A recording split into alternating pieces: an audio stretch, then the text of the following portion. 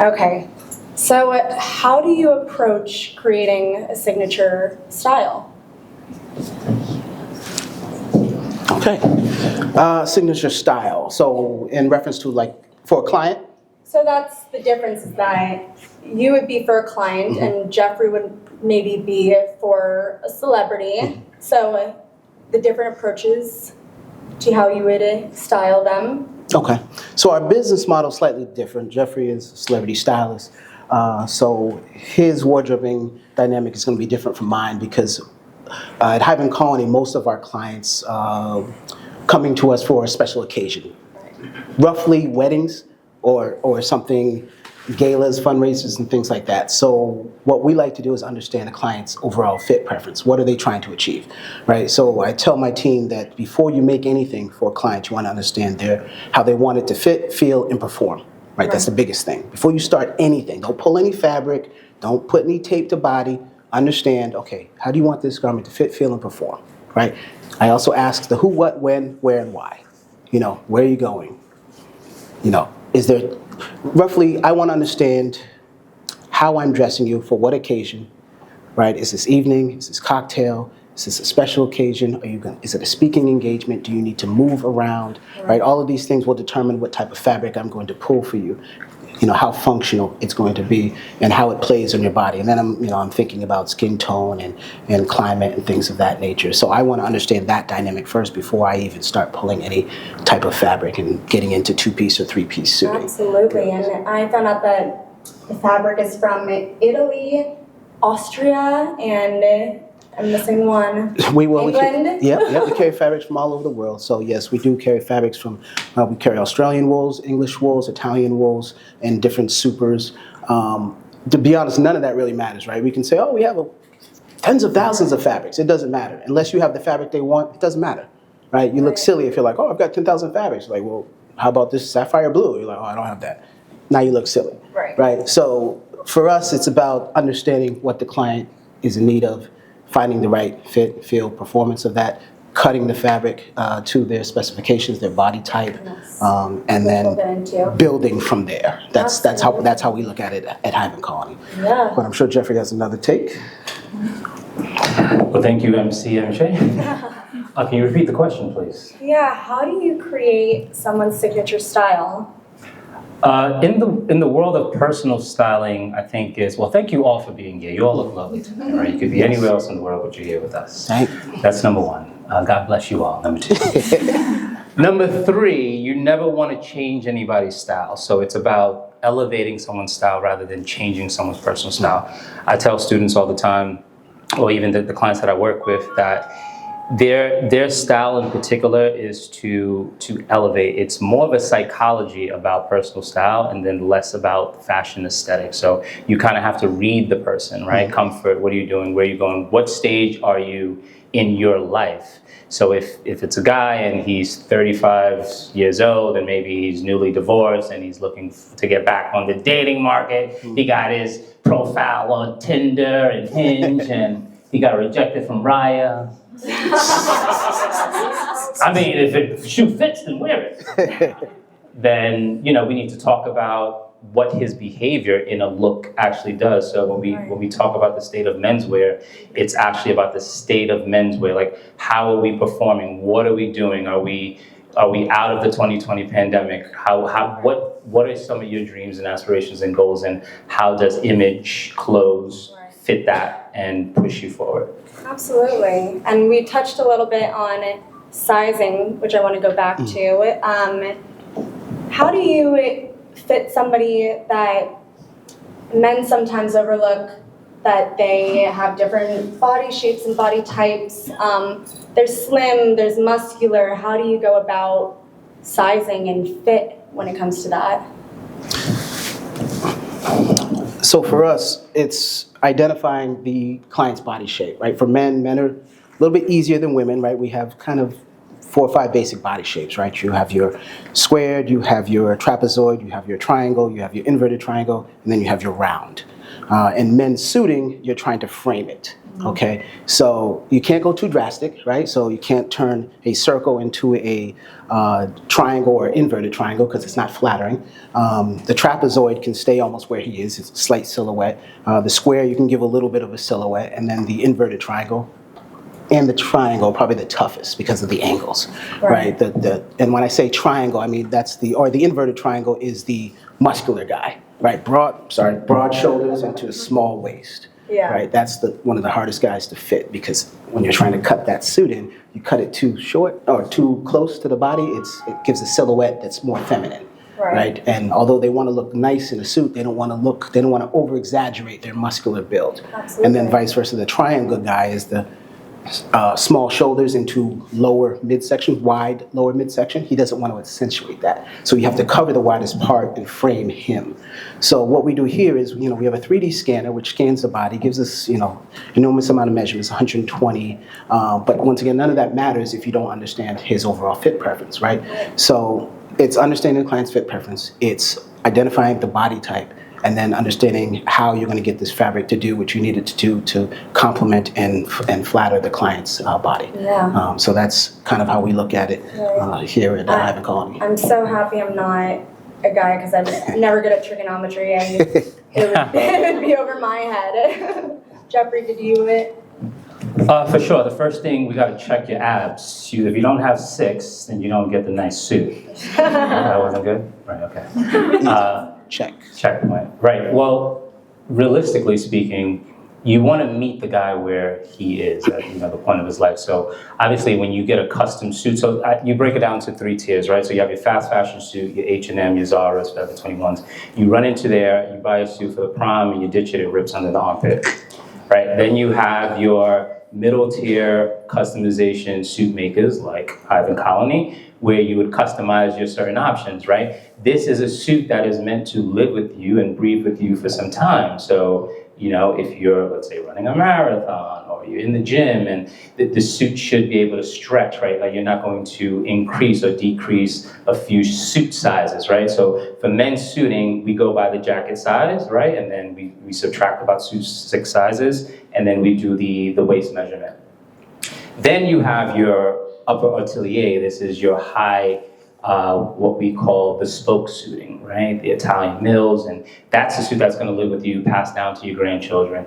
So for someone who is not yet set in their, I would say, physical being, we want to start off something small, affordable, so that they can see how they wear it, right? So we can see how they wear it. Essentially, it's going to grow with them over a period of time, and then if you can't wear it anymore, you ditch it. Last example, take somebody, a kid who's in high school, who's going to college for a college interview. Mom is not going to go drop $600 in a suit because little Jimmy is going to turn 6 feet after that next summer, right? And then what do you do with the suit?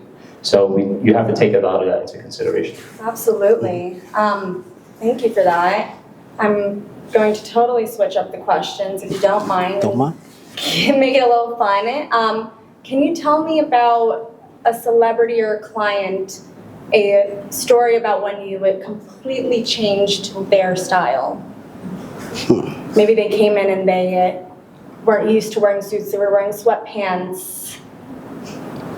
Okay. Okay, I'll start. Maybe remain nameless, but celebrity styling is also personal styling, right? So especially with a celebrity who's very conscious about their image, if they have a particular legacy, they're not going to want to be seen outdoors in a particular look. So it's going to start with the psychology.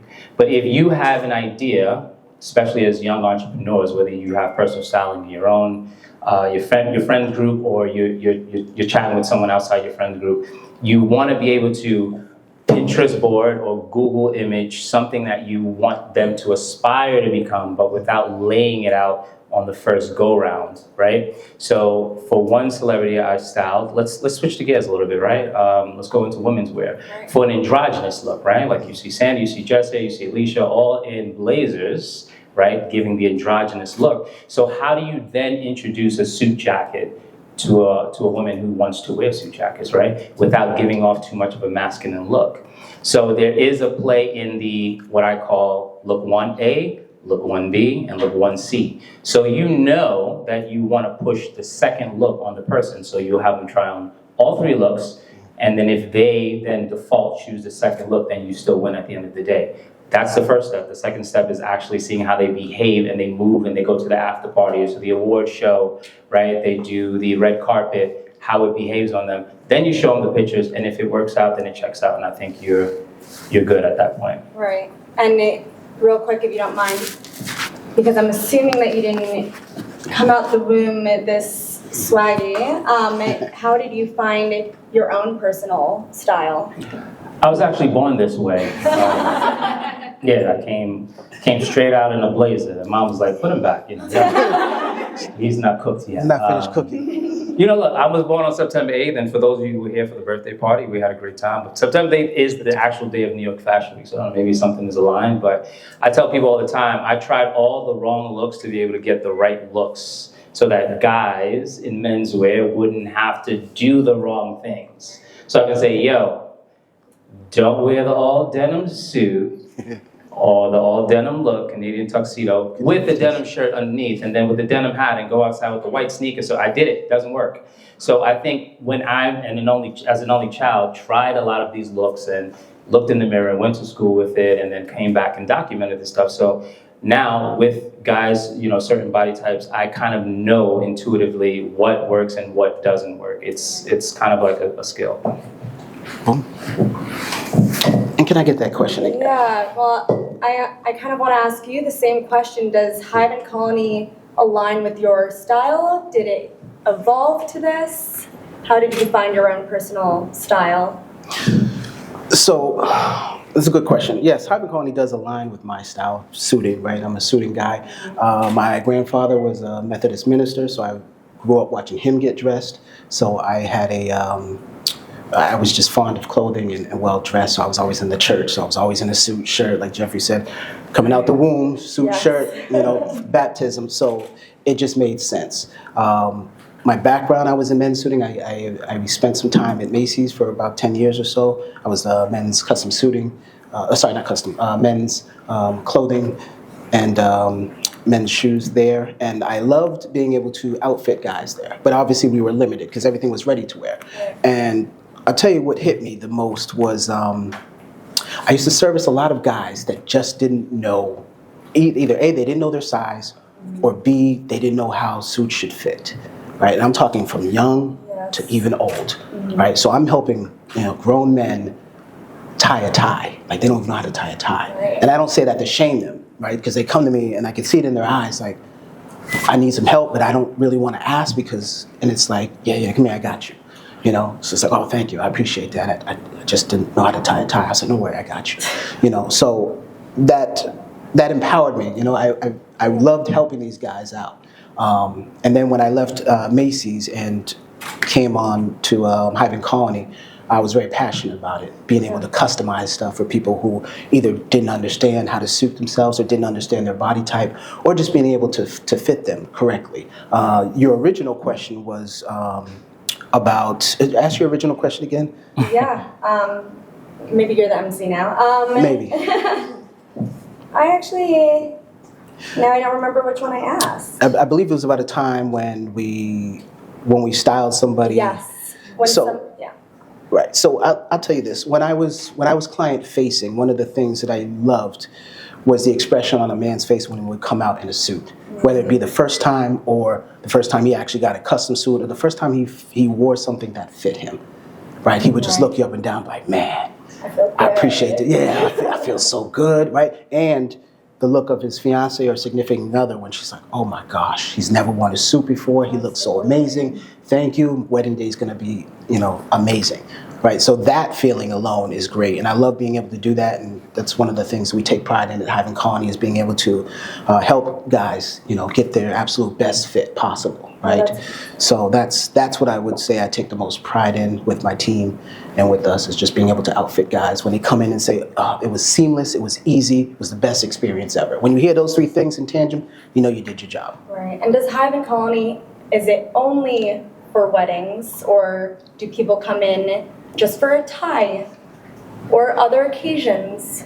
No, it's not just for wedding. That's our client base is weddings, but no, we outfit everybody and anyone, right? We've done 7-foot guys. We've done people that are, slightly larger, rounder, bigger, taller, shorter. It doesn't matter. Right. We'll try it, right? So we do suiting, casual blazers, sports coats. We do women's suiting as well, dress skirts, long and short, bomber jackets, overcoats. So we can do it, and we're getting into more aspects of that. Well, we'll be launching our custom denim. We'll be launching our custom dress shoes. We'll be launching puffer vests. We'll be launching a few other things I don't want to give away, but Wow. yeah, we're trying to do some things here. Yeah, that's amazing. I also want to know, what is the biggest shift in menswear? Ooh. Me, please, give me. For the years. Give me. He's been waiting for this Not question. really. I mean, it's just, as we talk about the state of menswear, the shift is the 2020 pandemia, basically, right? So after coronavirus, I've seen what I like to call laptop luxury or Zoom couture. So basically, guys are getting dressed from the waist up, and they don't really care about what's here. So, to no fault of their own, I think after that has happened, most guys who are already scared or afraid to try new style, what it did was it put them in isolation mode to then not want to dress up, to then use it as an excuse to not come out, right? I've received a few texts tonight saying, I don't know what to wear, I can't come. But how should I dress? You're a fashion guy. It's a fashion party, right? It's an excuse because you already knew you didn't want to come outside. So the shift is that those, like Shay and I, who are in menswear, and shout out to all my guys that are here today who know how passionate I am about this, is to get guys to come outside. So for an intimate setting as such, where you're not going to be judged on your look, but more of the content of your character, Martin Luther King, right? This is where you start, and this is where the shift is. So it's going to take as much time as the pandemic placed on us to get guys out of that rut, right? So essentially, I think it's these type of events that's forcing men to come outside to actually show up and show out. So you can't, I say it all the time, you cannot wear a basketball jersey to a wedding, right? You can't wear sneakers to a brunch. You can't show up in a denim suit to a funeral. Like, these things are not going to break code, So I think that's the shift, just kind of like feeling where we are and then moving along with it. Right, and you mentioned it being intimidated, and this is for women too.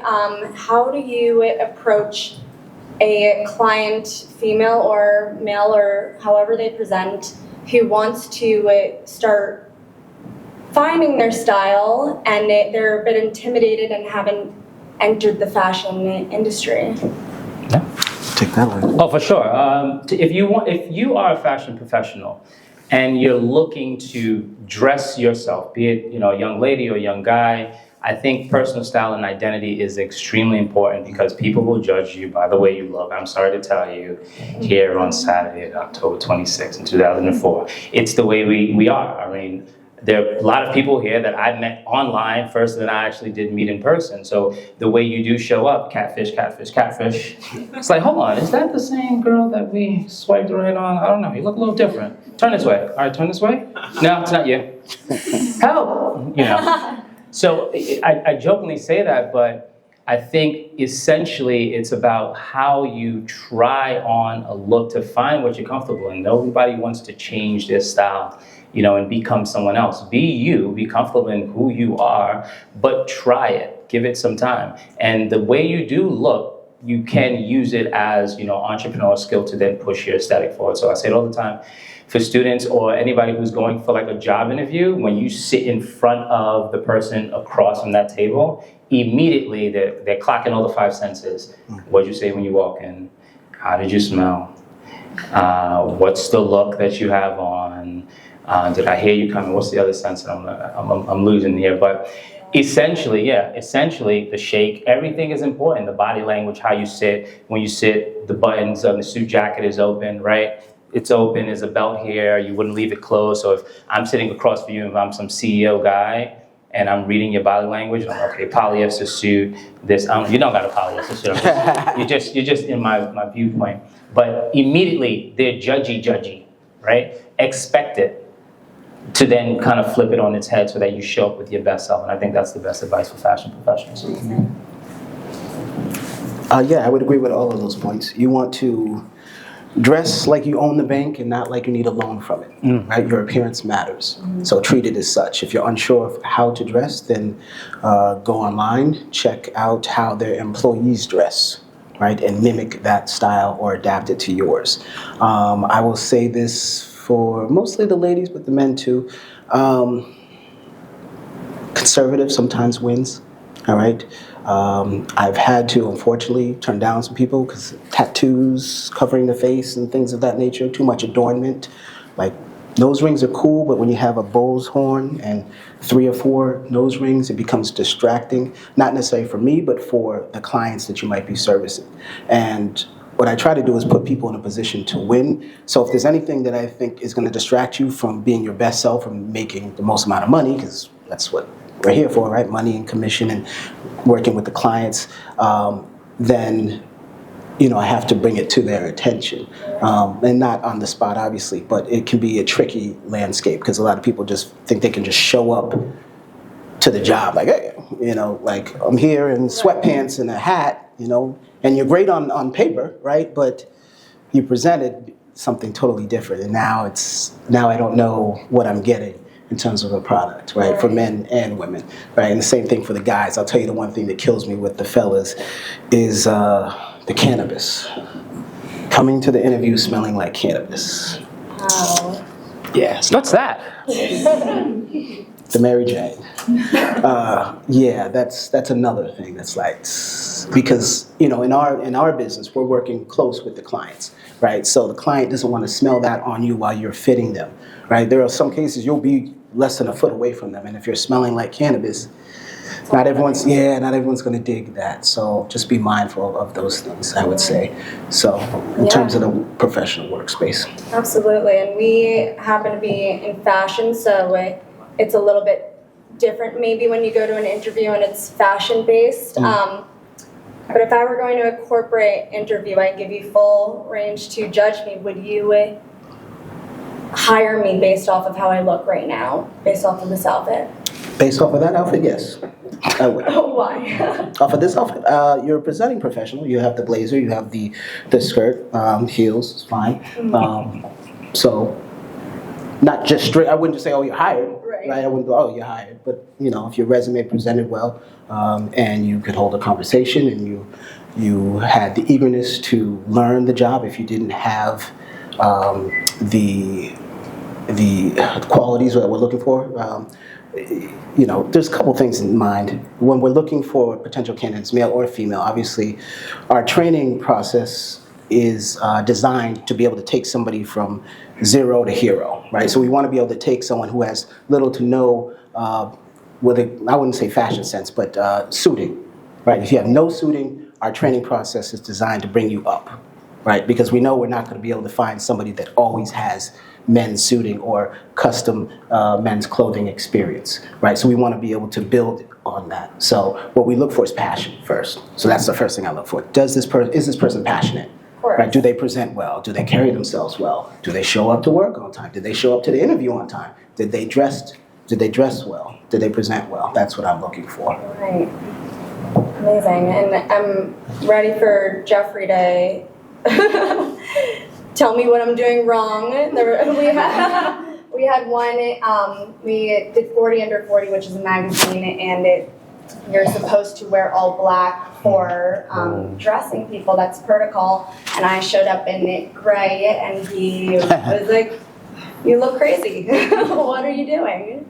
Yeah, just a little crazy. Little cray. I mean, you have style. I always say, people in fashion are a cheat code.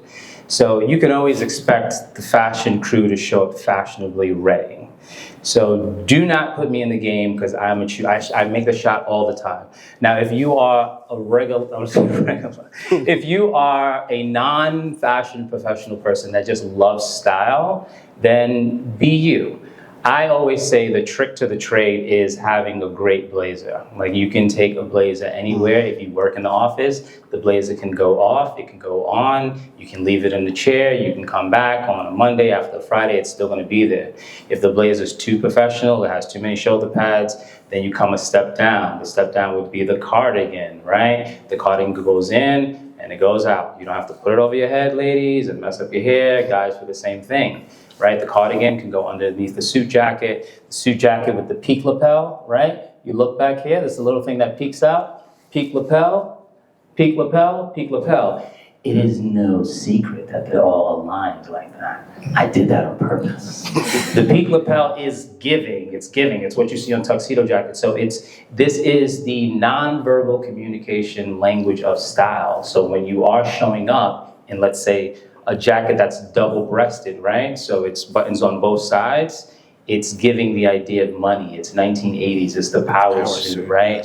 The power suit, the pinstripe. So knowing exactly what the communication style of your look is saying is extremely important. So I know if Sandy was showing up for an interview, she would probably switch out the plaid print blazer for something maybe solid, right? And the rule is, if you're gonna do a party up top, then you do a party down low. If you're gonna do business down low, you do business up top. So obviously, I think this would have been maybe solid. You asked for it, so I'm just doing it. No, I want this. Yeah, okay, maybe a solid blazer, same color. I think the colors match perfectly, but you want to, like Jay was saying, feel the passion and not let your outfit take over. So you have the time to be you. I don't think an interview that's going to be judging the next 5 years of your career should be the reason you lose a job because you wanted to wear, a neon colored Kermit the Frog suit. Does that make sense? Yes, this does make sense. And I know I got one other point. Yeah, please. I just remembered, and this goes for everybody really. Clean up your social media. Okay, clean it up. Talking to the mic. Talk to the mic. Clean it up, okay? Not talking to anyone specifically, just in general. If you're going for an interview, be careful, because we look at your social media. Facebook, Facebook, Instagram, LinkedIn, we do, right? They're scrolling through it because they want to see, does your persona match, right? Once again, there was a guy, applied for the position, went to a social real quick, didn't, first 3 pages. Guns, weed. I'm like, this next shit. Right. It's negative. Same thing for the ladies. Went to her page real quick. It was like, I didn't. I had a female associate do it. She was like, yeah, we can't do that. I said, I just took her word for it. I said, okay. So, yeah, clean up the social media.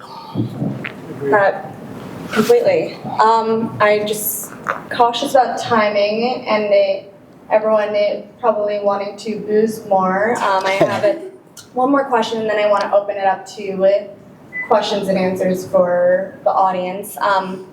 Where do you see fashion going in the next 5 to 10 years? And you can be specific about menswear, women's wear. Where do you see it going? Let me text a friend. Hold on. They're asking me about menswear in the next 5 to 10 years. Give me an answer. All right. Loaded question. I'll keep it short and sweet. I think, in all honesty, in the next 5 to 10 years, I'm involved. I think Shay's involved, and a lot of my comrades involved in at least starting the change and the shift in New York City to then move into, I think, the Americas and then internationally. So as like a professor of fashion, menswear, and being an expert in all these things, the titles are great, they're cool. But if you're not out employing people, boosting people's confidence, helping regular men get dressed, then I don't think it's gonna work. So it's grassroots at the end of the day, right? So I have 2 versions of my personality. One is, Jeffrey, and then they also call me Shay, that's the Che Guevara. But it's kind of to put myself in a leadership role, to also be lugging around bags, just like the old stylist guy. Bags, garment bags, moving around, actually going to appointments, sweating, all these things that really matter for men who need the help. So basically what I'm saying is there's no client too small or too big. From the rich guys that I style, to the celebrities that I style, to the guy who only has a $100 budget who wants to go to Zara. I'm here for you. Call me. right? And I think it starts there so that they can see that, oh my God, director of operations, oh, celebrity stylist, so you have to take the time out to work with me and style me. That's going to give the person the boost. When I was in school to become a dentist with my guy, Kenny, raise your hand, Kenny. Kenny has great teeth. He's a dentist, ladies and gentlemen. So if you have an appointment, he's seeing people in the back. 2 seconds. All jokes to the side, we would look at the professors at the school we were like, oh my God, you all are doing it. Like, how do you make the money? Teach us the way. What school did you go to? They was like, I got my tenure, I got my check. I'm not trying to teach you nothing. And it was a very hard reality in that they really didn't want to mentor. Right. And it broke my little heart. So I vowed to like never have that again. So my group of comrades, again, is very, very, very tight. And I think with this small grassroots, team, we will continue to do events like this, spread the word, talk about how, ladies, let me just take the direction a little, left real quick. All right, raise your hand if you are in a relationship. Come on, don't worry. For the ladies. Oh, raise your hand if you're single. Oh, shit. Oh, excuse me. All right, well, almost dropped the glove on that. All right. Now, let's say, doing the first date, it's at somewhere very calm, it's a nice tea, 8 o'clock reservation. He shows up in some jeans, dirty white sneaker, no socks, right? Button-up shirt, tucked in halfway, wrinkled. No belt, wrinkled. Shows up. The date is over. You're looking for a way to get out. Oh, do you want dessert? No, the Ubers over here. No, nice meeting you. Right, so that guy, she's laughing in the back. That guy is hurt for a very, very long time. He's texting on his way out. I don't think she liked me, and this. So now call 1-800-DIAL-JEFFREY, right? And then I will come to your rescue, essentially, and help you. And I think that's where we need to essentially start. So it's grassroots, and then we move you from levels to personal styling, and then just kind of like work with fashion styling and work in that direction. I think we'll be okay. Yeah, that sounded like my kind of guy. Yep, for sure. All that. The state of menswear in 5 years. I would say it is now becoming easier for men to get dressed up again. I say that men are taking more ownership to how they look. Bespoke, as Jeffrey mentioned before, used to be only for the elite, right? You had to have, $8,000, $10,000, 8 weeks, 3 months, 4 months. You don't have to do that anymore. Right, you can go online and order a suit, get it in 4 or 5 weeks. You can come into Hive Colony, get a suit, 4 to 5 weeks, 25 days, right? You can look sharp, right? So there's no excuse for men now not to look sharp, right? Men are taking more ownership, more pride in how they look and how their appearance. We have more men's shops. We have fast fashion. We have high-end fashion. We have resort core. We have all different types of fashion for men to get involved in. So I think in the next 5 years, you'll just see men taking more ownership on how they look, how they present. I mean, you have the dandyism that's starting to take root, men taking more, once again, having more pride in their appearance and being able to show a little, do a little peacock, as they say, with whatever they define that to be. So. Absolutely. And if I can, I'm going to ask one more question. How does hygiene play a role in all of this? I smell from here. That's him, man. Hygiene. Well, let's ask the ladies. Ladies, do you like your man to smell good? Sure. Do you like him to be well groomed? Okay, so that's how it plays. Right? Men typically, I mean, guys are simple, right? Let me talk to the ladies real quick. We do whatever y'all like for the most part, right? If you say, "Oh, I like beards," every guy's gonna try to grow out their beard. Every single one, every one. Oh, I like guys with baldies. You're gonna see a bunch of guys shaving their head, right? You would. If your girl was like, he's lying. You married? No. Yeah, see? You're shaving that hair. You shave it. But my point is this. Hygiene is important, right? You want to look good, smell better, as they say. And once again, I think hygiene is on the rise, right? Because now it's not looked at as feminine for a man to get his nails or his feet done, right? Take care of his hair, beard upkept, haircuts, things of that nature. I mean, the cologne now is $500, $400, right? We wear that because of y'all. We don't need $500 cologne. We don't. You say, oh, that smells good. I'm buying it tomorrow, right? Tomorrow, or I'm finding a way to get it. Right. And it goes back to brands. Like Chanel, when they first created their brand, they created it to match a perfume. Like the dress went with the perfume. So it works hand in hand together. Yeah, it does. And there's little hacks you could do. I know with the Chanel, they used to have the gel, and what guys used to do is put a little bit in the laundry detergent, so that when you're washing your clothes, it smells just a little bit like that Chanel. Yeah, it's a little tip for you fellas, all right? Right? Or what my cousin used to do, he used to spray it on a little piece of paper, and he used to fold his clothes in the piece of paper, so you get that whiff of the scent. Good to know. Yeah.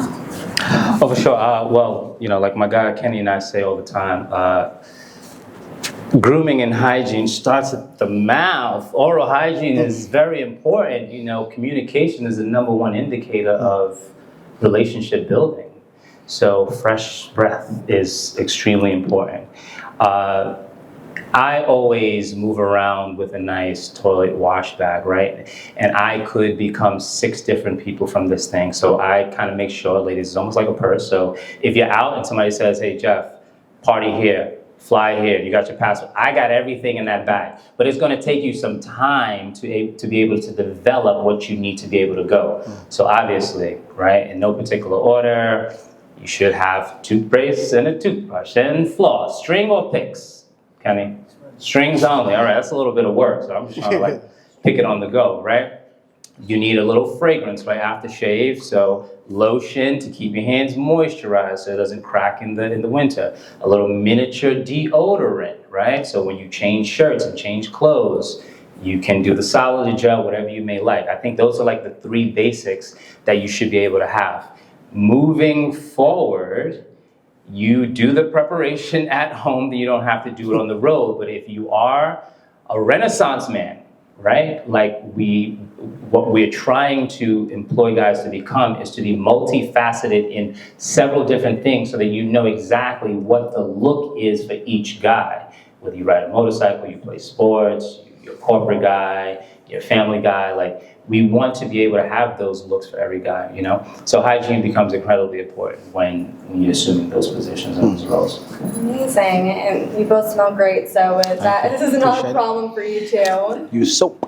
Oh, may I add? So Kenny and Jeffrey have a fragrance because we think it's so important. It's called Ken Jeffries. It's the fragrance that I wear. If I walk by and you smell, that is what it is. But starting off, after shoes and all these, other products that I'm pushing, fragrance, hygiene, the communication factor of smelling well is really, really important. I love me some Mademoiselle. I like Dolce & Gabbana Light Blue. I love the One by Dolce, and my all-time favorite will probably be Elizabeth Taylor White Diamonds, right?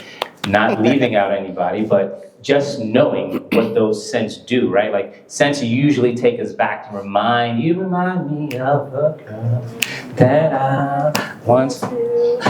No, Usher's played out already? Usher's killing it. I don't remember that album. Right, GQ? Right, but the pheromones does something. It jogs a memory. So if you want to leave a lasting impression, I think hygiene is extremely important, just as your physical appearance and aesthetic is.